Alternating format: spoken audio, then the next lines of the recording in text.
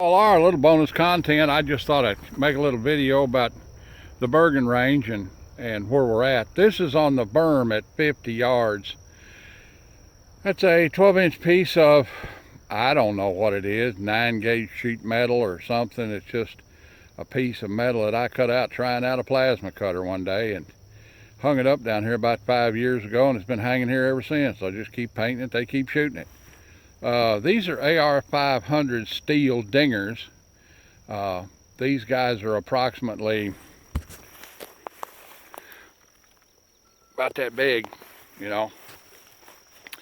I can hit this pretty good with both of my Henrys, and I can hit it pretty good with my Ruger Mark II target pistols, and I occasionally can hit it with my H&R 999 Sportsman.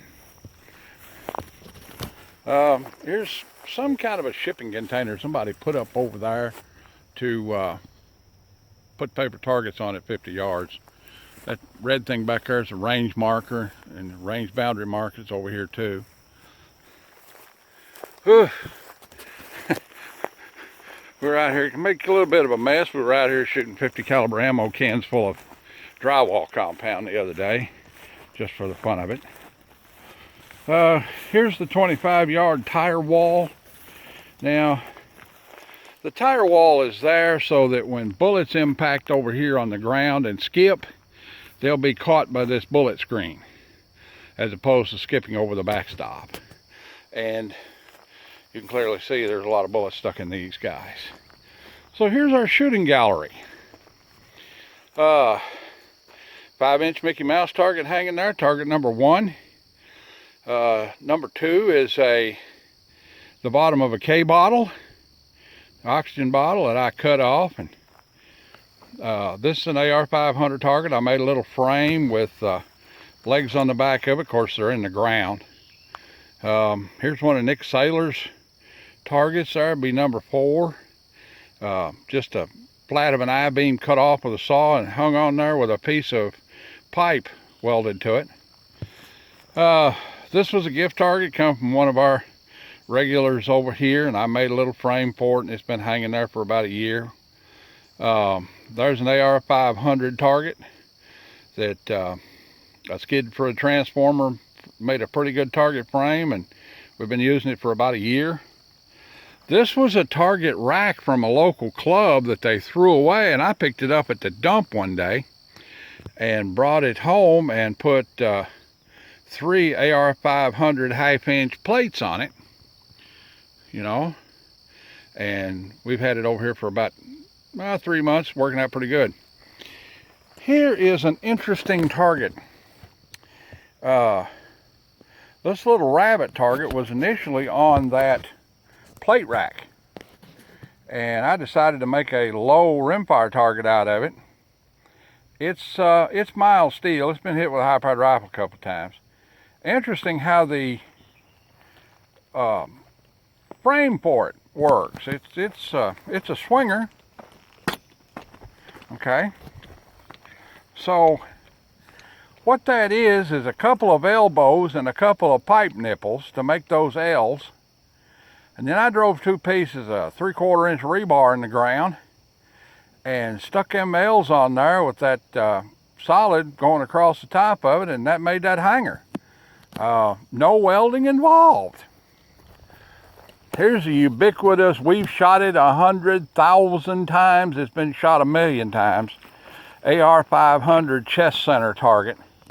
It's starting to bow and it's starting to develop a crack, but it's holding up pretty good after 10 years on the absolute most out-of-frame gun range in America. Here's another Nick Saylor made target, and I manufactured the hanger for it. Now, the way you make these guys is you find something and you bend it and you put a shepherd's hook in it, and then when you stick it in the ground, you have a L welded on the back of it, and that gives it a little bit more stability, and also it keeps the target post from spinning when it gets off-center hit. There's a little spinner that I made out of tractor parts and old plumbing. we often refer to this as the tank plate. It's an inspection plate off a piece of American armor, off the belly pan. It's the tank plate. I don't know what this is. It showed up out here one day and ta-da, we made a target out of it. This is a poor little air gun target set from Walmart, but it's 500 AR. I mean, we haven't been able to tear it up in 10 years, and I've taken it back to the shop and repaired it a half a dozen times, you know, and like that, you know, and we just keep shooting it and it keeps working. Moving on up here, we have the area called the gravel pit. Now what the gravel pan or the gravel pit is, it's an area where you don't have to stand in the mud on a wet day and shoot guns. So I poison this out from time to time. Just did today, it ain't had an effect yet. And then I wanted a big movable target stand that wouldn't blow over in the wind. So I made this out of the frame of a hospital bed and put some plywood on it, which nowadays would cost $500. Same thing over here. I initially created this target frame to be a barricade for tactical training, but people started shooting it, and well, it's a target stand now. Shooting bench, you know, and here we are. We also have a range control tower, a fire pit, a barbecue pit, a rifle bench, a precision rifle bench, and a range rule sign, which is kind of interesting. Let's go over here and look at the range rule sign.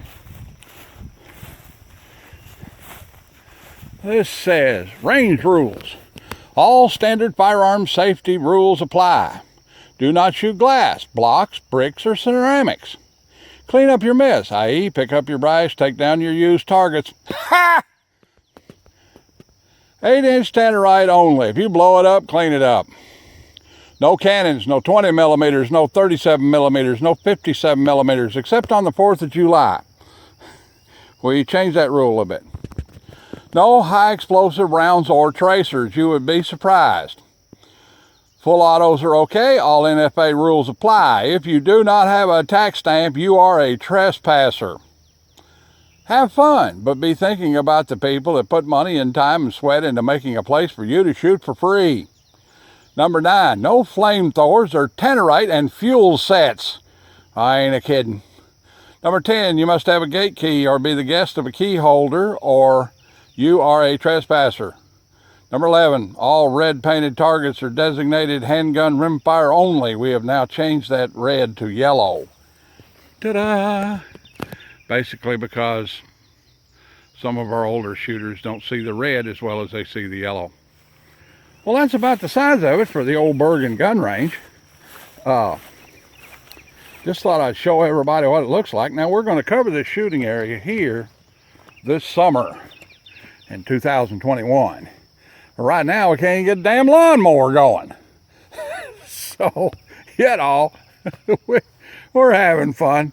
There's a nice big pile of gravel. Get you a bucket and a wheelbarrow. Come help us move it. All right then. God bless everyone, and we'll see you soon. Bye now.